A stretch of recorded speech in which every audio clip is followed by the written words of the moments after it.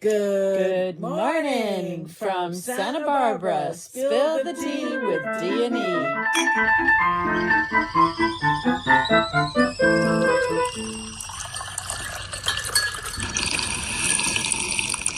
Hey there. Morning. Oh, we had to take a couple of days off. We had a hectic schedule, family, a lot of interruptions. Unbelievable. It was just crazy. Yeah, But busy. We're back. We're back. We're back here. Welcome back to Spill the Tea with D&E, where the tea is hot. The opinions sometimes are hotter. And actually motivated us to talk about what we're going to talk about today because we had to help people move. Right. What are you going to do? So why nobody can afford to live where they work. That is today's topic. What are you drinking for tea? Oh, serving up something unusual. Today's tea is Blue Lotus tea. Ooh. I'm actually drinking Blue Lotus chai tea. Oh, wow. That's a lot. Yeah. Okay. That Blue Lotus is from ancient Egypt. Ooh, I'm doing the green because I'm sore. Nice. Doing the green tea. Lowering inflammation. Yes, that's what we need to do. Got a lot of doctor's appointments next week. Everything is going to be fabulous, but we need to start doing. They're all check-ins. Juicing. Yeah, all check-ins. Where the doctors are going, wow, you've healed. How did you heal that fast? Exactly, because we're doing the juicing. The juicing. That's it. We love the juicing. Cucumber, celery, and lime. That's our favorite. That's the trio right there. Organic. Yep. So what are we yelling about? We are going to talk about why teachers can't afford to live where they teach. Why nurses can hardly afford to live where they heal. Why firefighters can't afford to live in the places they protect. Yeah. How about young adults that are leaving Santa Barbara and Goleta? All of our kids have left Santa Barbara and Goleta. Yep. What is affordable housing? And maybe we should consider giving our locals priority. Right. So, and the final thought is whether we can solve the problem without destroying what makes this Santa Barbara community so beautiful. Well, when we're talking about housing, proximate housing means people living close to where they work. Yeah, word of the day. So that is word of the day. And unfortunately, over the last, 5 years, ever since really COVID, because that really hit the city really hard. We had a lot of friends lose their businesses, lost their homes. I mean, it was a terrible tidal wave. Yeah. That we haven't recovered from yet. No, we're still limping along. But we just personally have known a lot of people that have had to move out of the city and we live in Santa Barbara, so moving to Lompoc, Santa Maria, Ventura. Yep. Some people moving as far away as Tennessee and Texas. Yes, and there's a lot of people leaving the state too as well. You're right. Yep. So let's start with a simple question. How many people in Santa Barbara work here but don't live here? I don't know that number, but I know you could just look at the packed freeway in the morning if you're driving. It's thousands. With the amount of commuters, and I could reflect back to the 80s. Yep. When I went to school and used to be able to fly up here with the blinking lights. Yeah, we had 3 lights on the freeway. It went from freeway to highway. Yep. Yep. So the population definitely exploded. Jobs grew, universities grew, tourism grew, everything grew, but housing construction hasn't done anything, really. So some people... It's just basically, this just, not to throw out my degree in economics, but it's really a basic, simple formula, supply and demand. I know, but do you realize some people are spending 2 to 4 hours a day commuting?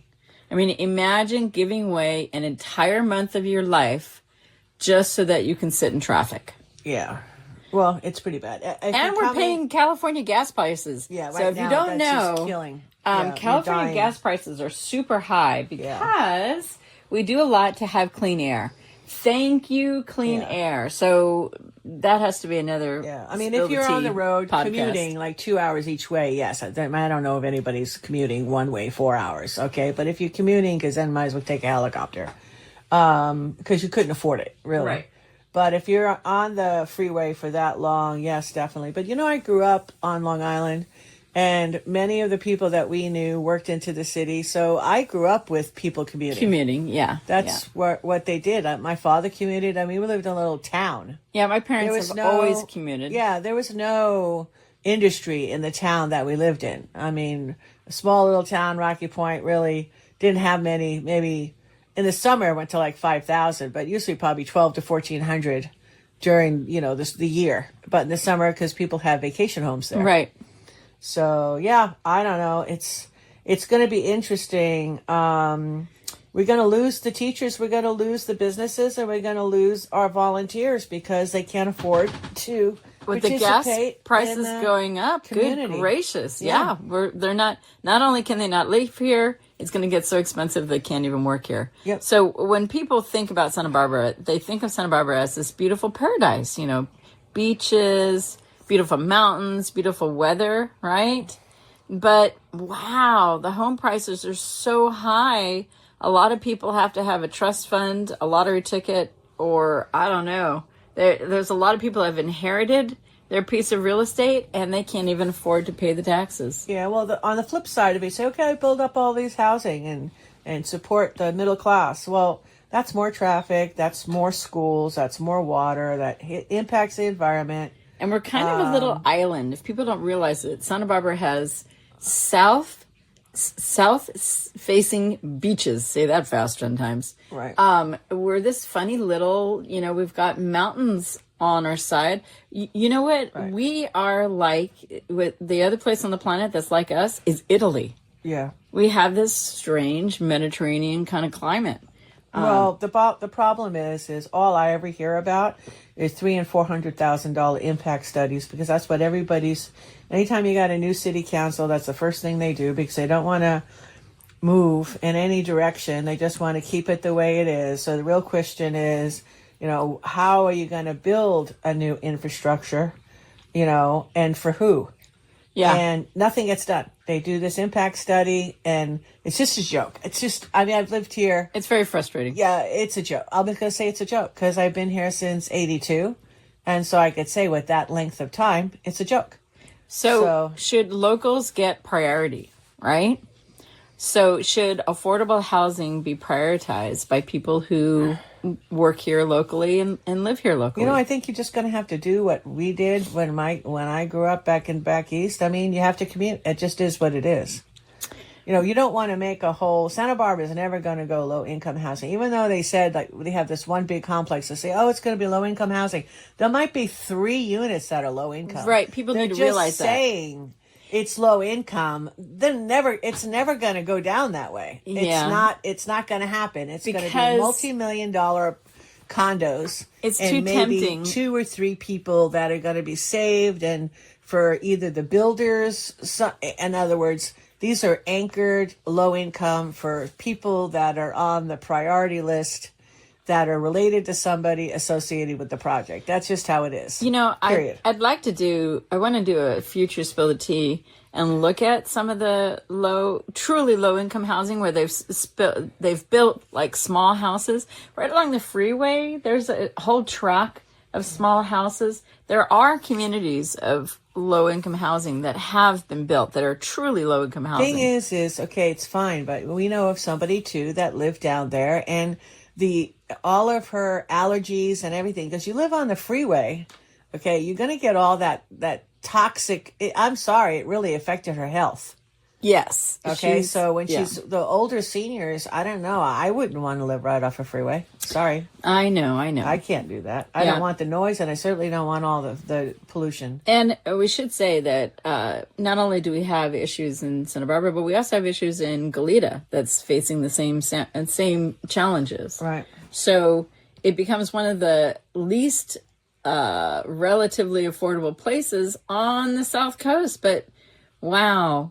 Many of the house discussions are now focused on, and I really like this, mixed use developments. I love the idea that someone can have a local store and live right where they work. Yeah.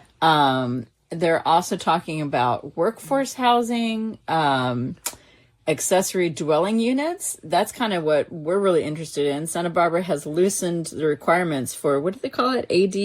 ADU. Yeah. Where you can put in, they call it an in-laws suite. So you can put in a bedroom with a bathroom. Right.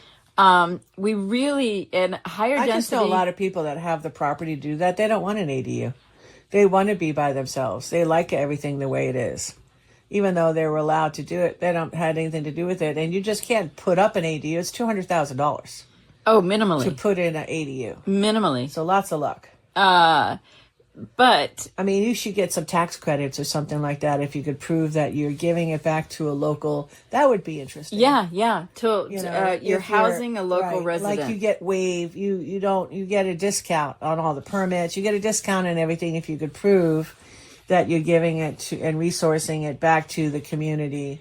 And renting it out to somebody that works housing locally. To students and our traveling nurses. That works because they're working locally. Yes. So we want to talk about some of the ideas of how can we fix this, right? And this is kind of where everyone starts arguing because housing is never just housing. Right. Like you said, it got traffic, it impacts our schools, water, the environment, parks, the neighborhood character, right? Yeah. Everything's connected.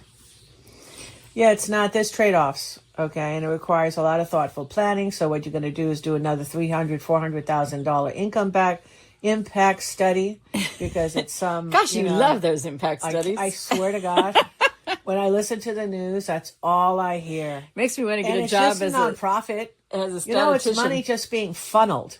And they just use last year's impact study for this impact study, so somebody's just getting a big fat raise. They're just like changing the dates, or you're having AI do it now.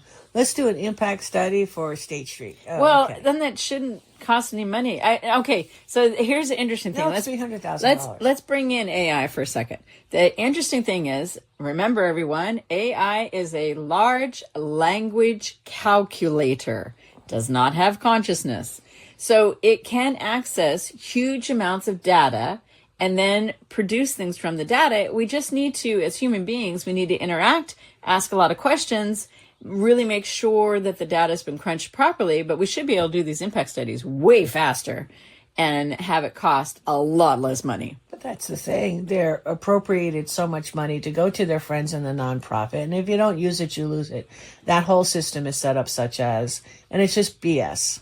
There's a lot really of $300,000-$400,000. The first time I heard years ago, a decade ago, what they paid for this impact study on State Street. I can't tell you. I know, it was shocking. How many absolutely impact shocking studies that I know have been going on at State Street. I know one time, 15 years ago, they hooked up with Westmont and tried to get an association or affiliation with a college to help them, explain what and give alternatives to what we could do to support the community. And now look at it. It's a ghost town. So these impact studies aren't doing Zippo. Everything is a ghost town. So what do you suggest?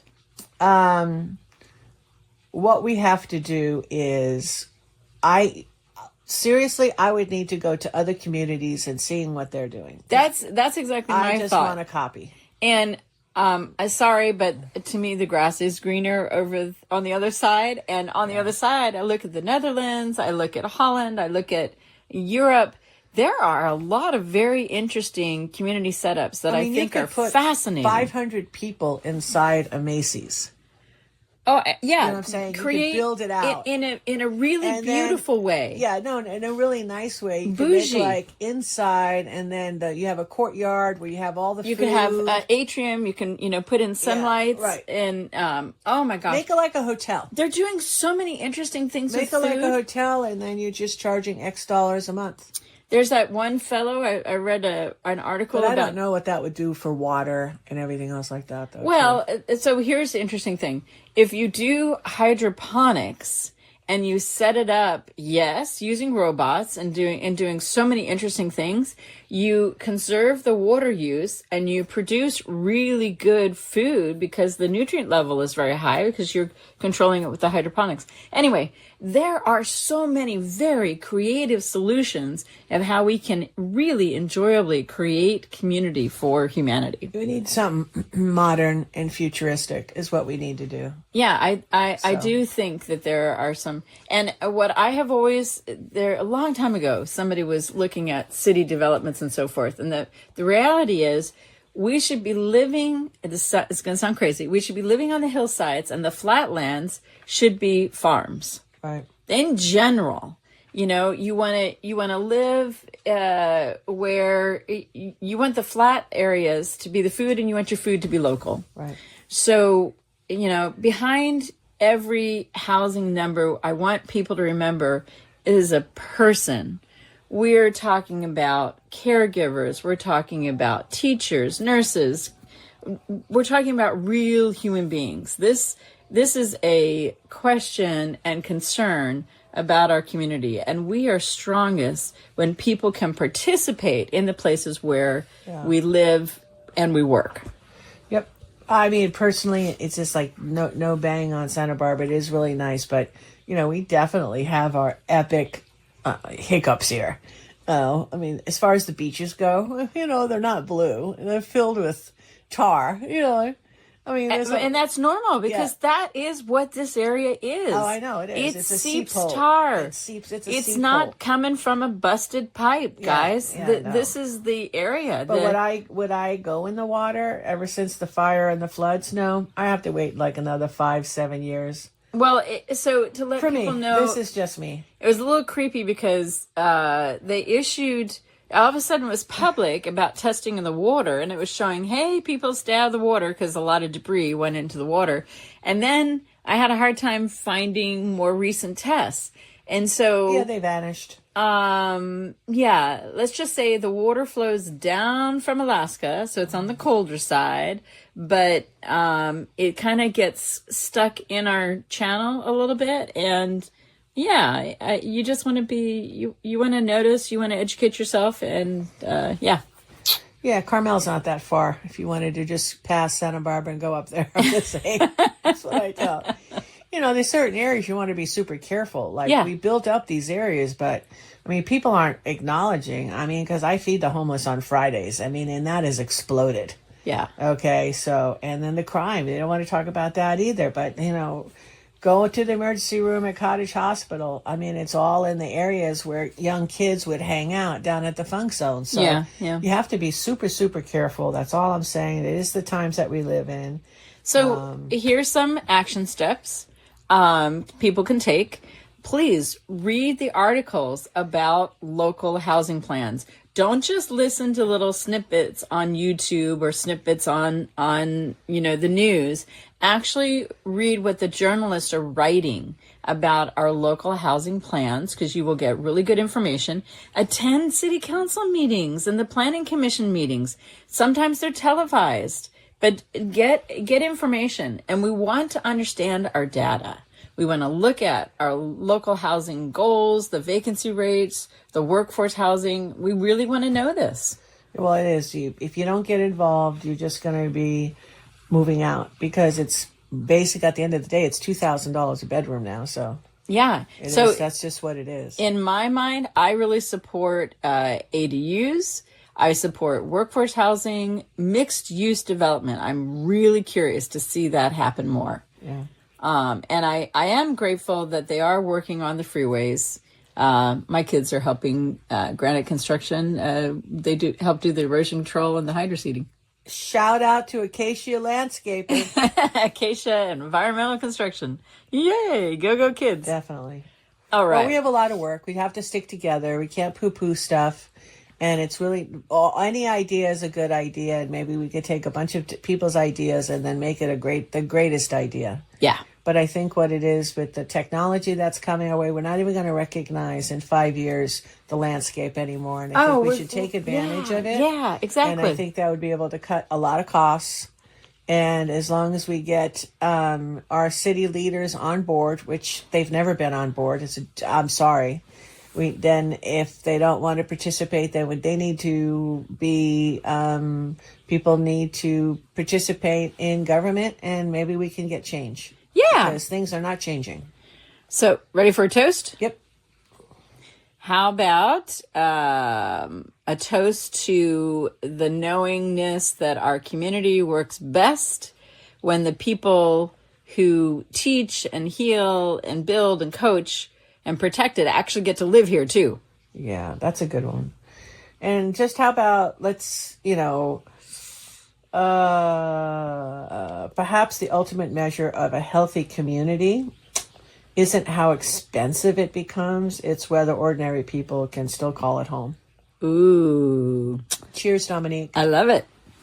If anybody wants to participate and helps, and first of all, we want to thank the growth. We really appreciate it. Sorry we missed the last couple of days, but if you would like to visit us and throw a couple of tips our way, the best place to do that is sbwellness.org. Thanks. Have a great rest of your day.